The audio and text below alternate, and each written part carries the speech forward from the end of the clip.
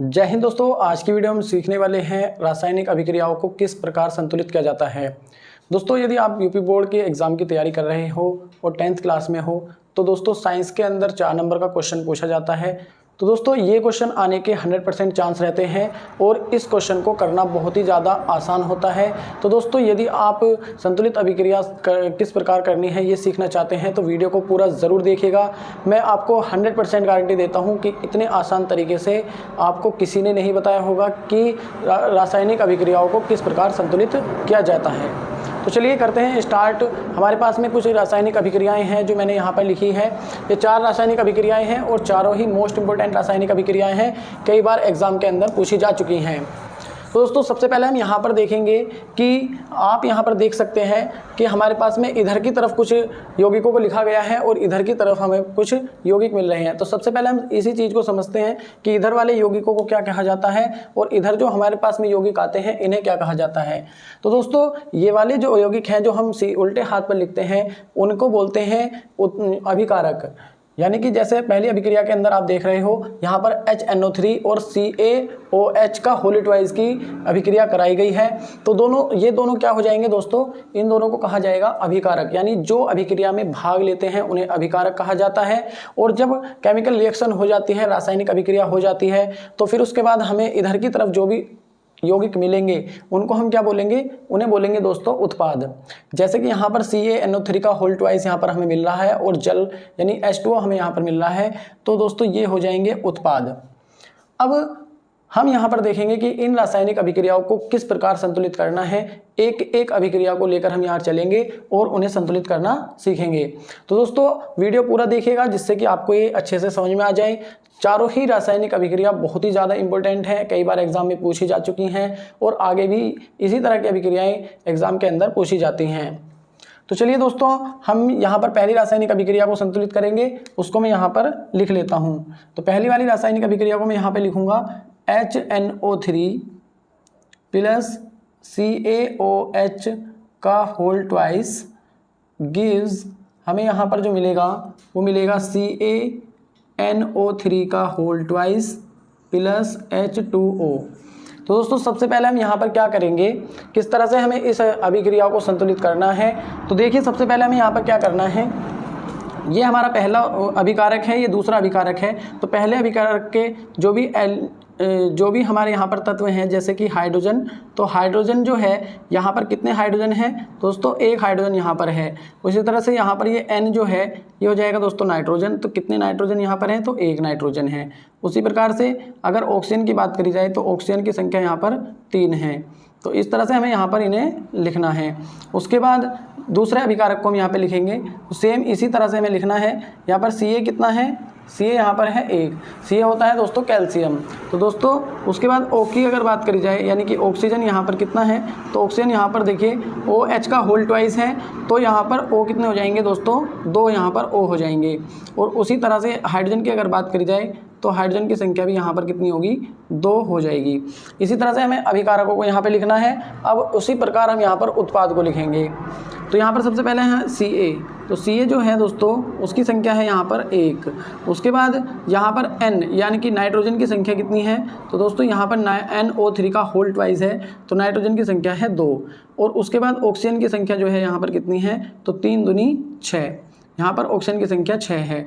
उसके बाद यहाँ पर इसको लिखेंगे तो हाइड्रोजन की संख्या यहाँ पर कितनी है, 2, और ऑक्सीजन की संख्या कितनी है यहाँ पर 1।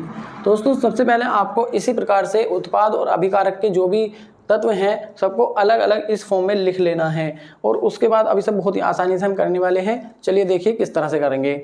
सबसे पहले हमारे पास में यहाँ पर आप देखेंगे हाइड्रोजन कितने हैं दोस्तों, हाइड्रोजन यहाँ पर 1 है। और उसके बाद अगर आप यहाँ पर हाइड्रोजन देखेंगे दोस्तों, यहाँ पर हाइड्रोजन कितने हैं, 2। तो सबसे पहले हम क्या कर देंगे दोस्तों, इधर से और इधर से हाइड्रोजन की संख्या को पूरा करेंगे। तो 2 से यहाँ पर मल्टीप्लाई कर देनी है। 2 से मल्टीप्लाई जो करेंगे हम इसलिए करेंगे क्योंकि 2 की मल्टीप्लाई अगर हम यहाँ पर ले रहे हैं तो इन सब में 2 की मल्टीप्लाई हो जाएगी, यानी हाइड्रोजन की संख्या यहाँ पर 2 हो जाएगी, नाइट्रोजन की संख्या भी 2 हो जाएगी। इसी प्रकार से यहाँ पर जो ऑक्सीजन की संख्या है दोस्तों 2 या 6 ऑक्सीजन हो जाएंगे। उसके बाद नाइट्रोजन की बात करते हैं तो दोस्तों यहाँ पर नाइट्रोजन की संख्या हो गई है 2 और आप इधर देख सकते हैं नाइट्रोजन कितने हैं 2, तो हमें नाइट्रोजन को यहाँ पर अभी भी छेड़ने की ज़रूरत नहीं है। उसके बाद हम बात करते हैं ऑक्सीजन की, तो ऑक्सीजन की संख्या कितनी है 2 या 6 ऑक्सीजन यहाँ पर है और इसी तरह से 6 ऑक्सीजन यहाँ पर है, तो अब ऑक्सीजन को भी हमें यहाँ पर छेड़ने की ज़रूरत नहीं है। उसके बाद बात करेंगे कैल्शियम यानी कि Ca यहाँ पर कितना है 1, यहाँ भी 1, यानी कि Ca भी जो है उनके भी संख्या पूरी है। इसी प्रकार ऑक्सीजन की संख्या यहाँ पर 2 है। अगर आप यहाँ पर देखेंगे ऑक्सीजन की संख्या यहाँ पर कितनी थी 6, तो यहाँ पर 6 थी। यहाँ पर ऑक्सीजन की संख्या 2 है लेकिन यहाँ पर 1 है, तो हम यहाँ पर क्या करेंगे 2 से मल्टीप्लाई कर देंगे। लेकिन अगर आप यहाँ पर देखेंगे तो हाइड्रोजन की संख्या कितनी हो जाएगी 2 दूनी 4, यहाँ पर हाइड्रोजन हो जाएंगे, ऑक्सीजन कितने हो जाएंगे 2। अब यहाँ पर आप देखेंगे कि हाइड्रोजन हमारे पास 2 हाइड्रोजन यहाँ पर है और 2 हाइड्रोजन हमारे यहाँ पर थे, तो हाइड्रोजन की संख्या भी कंप्लीट हो जाएगी। इस प्रकार से आप देख सकते हैं कि प्रत्येक तत्व जो है वो बाएं पक्ष पर और दाएं पक्ष पर दोनों की संख्या बराबर हो गई है, तो अब ये अभिक्रिया जो है हमारी संतुलित हो जाएगी। बस अब हमें क्या करना है, जहाँ पर हमने मल्टीप्लाई की है उसी प्रकार से जो हमारी मेन अभिक्रिया मुख्य अभिक्रिया है उसमें हमें क्या कर देना है गुना। जैसे कि यहाँ पर हमने 2 से मल्टीप्लाई करी है तो 2 से मल्टीप्लाई यहाँ कर देंगे। यहाँ पर हमने किसी भी नंबर से मल्टीप्लाई नहीं करी तो ऐसे छोड़ना है, यहाँ भी नहीं करी है, यहाँ पर 2 से मल्टीप्लाई की है तो यहाँ पर हम क्या कर देंगे 2 से मल्टीप्लाई कर देंगे और यह अभिक्रिया क्या हो जाएगी संतुलित हो जाएगी। तो आप देख सकते हैं बहुत ही ज़्यादा आसान तरीके से हमने इसे यहाँ पर समझ लिया है। चलिए दोस्तों अब समझते हैं दूसरी अभिक्रिया को, और दूसरी अभिक्रिया को भी हम बड़े ही आसान तरीके से इसी प्रकार समझने वाले हैं। तो यहाँ पर जो दूसरी अभिक्रिया दी गई है तो दोस्तों दूसरी अभिक्रिया है NaOH प्लस H2SO4 गिव्स, ये हो जाएगा दोस्तों यहाँ पर Na2SO4 प्लस H2O। इस अभिक्रिया को हमें यहाँ पर करना है संतुलित। दोस्तों किस तरह से हमें संतुलित करना है आइए देखेंगे। सबसे पहले हमें उसी तरह से इन्हें लिख लेना है। Na को लिखेंगे, Na की संख्या दोस्तों यहाँ पर है 1, O की संख्या यहाँ पे यानी ऑक्सीजन की संख्या यहाँ पर 1 और हाइड्रोजन की संख्या यहाँ पर कितनी है दोस्तों, तो हाइड्रोजन की संख्या भी यहाँ पर है 1। अब इसे हम यहाँ पर लिखेंगे। इसी तरह से यहाँ पर इस वाले अभिकारक को भी हमें लिखना है। तो यहाँ पर हाइड्रोजन की संख्या कितनी है दोस्तों 2, सल्फर की संख्या यहाँ पर कितनी है दोस्तों 1 और ऑक्सीजन की संख्या यहाँ पर कितनी है 4। अब आते हैं उत्पाद का नंबर।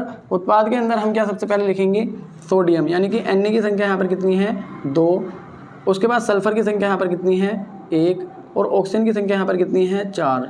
इस तरह से लिखेंगे और इसी प्रकार इस वाले को भी हमें लिखना है। हाइड्रोजन की संख्या यहाँ पर कितनी है 2 और ऑक्सीजन की संख्या यहाँ पर कितनी है 1। उम्मीद करता हूँ आपको इस तरह से लिखना है, ये अब समझ में आ रहा होगा अच्छे से। और अब इसको हम यहाँ पर बहुत ही आसान तरीके से क्या करने वाले हैं संतुलित करने वाले हैं। तो चलिए सबसे पहले स्टार्ट करते हैं इधर से। यहाँ पर Na कितने हैं दोस्तों 1 और इधर की तरफ Na की अगर बात करी जाए तो कितने हैं 2। तो सबसे पहले हमें यहाँ पर सोडियम को ही कंप्लीट कर लेना है, यानी Na की संख्या जो है वो पूरी करेंगे।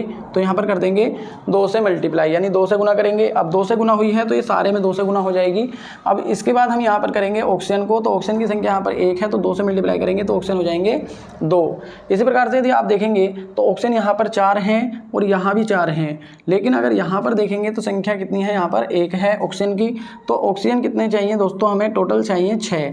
4 यहाँ पर हैं, यदि मैं यहाँ पर 2 से मल्टीप्लाई करूँगा तो हमारे पास ऑक्सीजन की संख्या कितनी होगी, ऑक्सीजन की संख्या हो जाएगी अब दोनों जगह कंप्लीट, यानी कि इधर 4 और 2 6, इधर भी 4 और 2 6, यानी ऑक्सीजन क्या हो जाएंगे दोस्तों यहाँ पर कंप्लीट हो जाएंगे। अब बात करेंगे हाइड्रोजन की, तो हाइड्रोजन की संख्या यहाँ पर 2 है और हाइड्रोजन की संख्या यहाँ पर भी 2 है।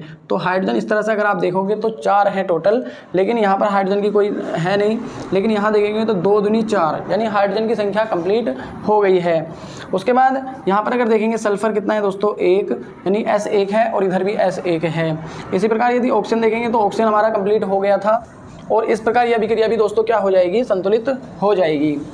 अब इसके बाद हमें क्या करना है दोस्तों, हम ये देखेंगे कि कहाँ पर हमने मल्टीप्लाई करी थी। तो पहले वाले में मल्टीप्लाई करी थी, कितने से करी थी 2 से, तो ऊपर की तरफ हमें 2 से मल्टीप्लाई कर देनी है।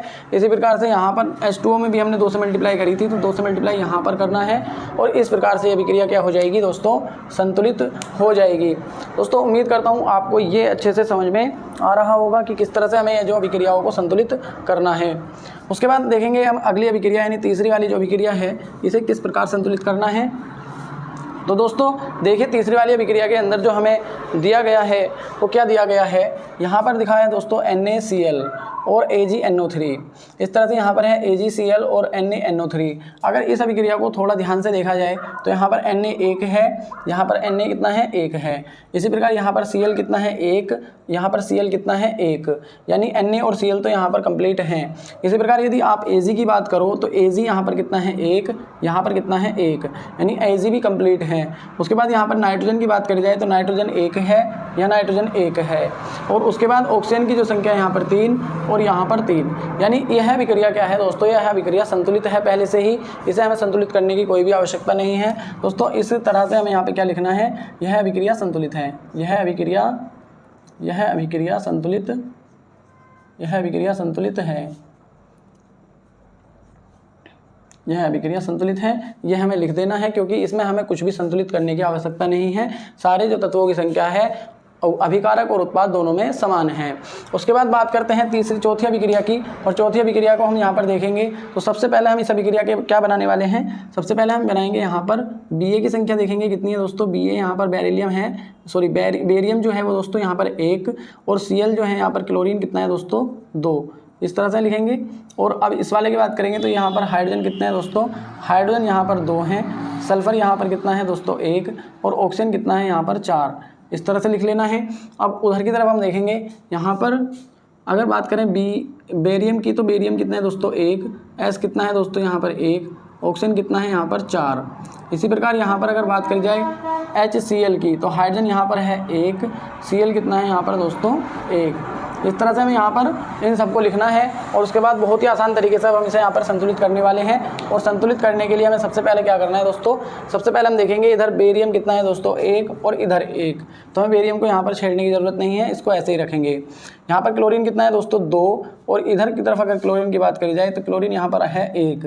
तो सबसे पहले हम क्लोरीन को संतुलित करेंगे तो यहाँ पर हमें करना है दोस्तों 2 से मल्टीप्लाई, तो अब यह क्लोरीन हो जाएगा संतुलित, क्लोरीन संतुलित हो जाएगा। उसके बाद हम बात करेंगे यहाँ पर हाइड्रोजन की, तो हाइड्रोजन यहाँ पर 2 हैं, जैसे हमने यहाँ पर 2 से मल्टीप्लाई करी थी तो हाइड्रोजन की संख्या भी यहाँ पर कितनी हो जाएगी दोस्तों 2 हो जाएगी। उसके बाद यहाँ पर देखेंगे सल्फर कितना है दोस्तों 1, तो यहाँ पर सल्फर भी कितना है 1, और ऑक्सीजन यहाँ पर 4 है, तो यहाँ पर ऑक्सीजन भी कितने हैं दोस्तों 4 हैं। तो यह अभिक्रिया संतुलित हो चुकी है। तो हमें यहाँ पर देखेंगे सिर्फ हमने 2 से मल्टीप्लाई करी है यहाँ पर, तो यह हमारी अभिक्रिया अब क्या हो जाएगी, संतुलित हो जाएगी। इसी प्रकार से आप किसी भी अभिक्रिया को दोस्तों संतुलित कर सकते हैं। उम्मीद करता हूँ आपकी बड़े ही आसानी से समझ में आ गई होंगी। मैंने कोशिश की है आपको बिल्कुल आसान तरीके से समझाने की। अब आपको क्या करना है दोस्तों, इसी प्रकार की कुछ और अभिक्रियाओं की खुद से प्रैक्टिस करनी है। और अगर आपके समझ में नहीं आता है तो आप कमेंट बॉक्स में मुझसे पूछ सकते हैं, मैं आपको ज़रूर आंसर करूंगा। आप कहेंगे तो वीडियो भी आपके लिए बना दूंगा। दोस्तों उम्मीद करता हूं आपको ये वीडियो पसंद आई होगी। वीडियो अगर आपको पसंद आई है तो वीडियो को लाइक और चैनल को जरूर सब्सक्राइब कीजिए। इस तरह की वीडियोज़ आपको हमारे चैनल पर लगातार मिलती रहेंगी। वीडियो देखने के लिए आपका बहुत बहुत धन्यवाद। मिलते हैं इस तरह की अगली वीडियो में, तब तक के लिए जय हिंद, जय भारत, थैंक यू।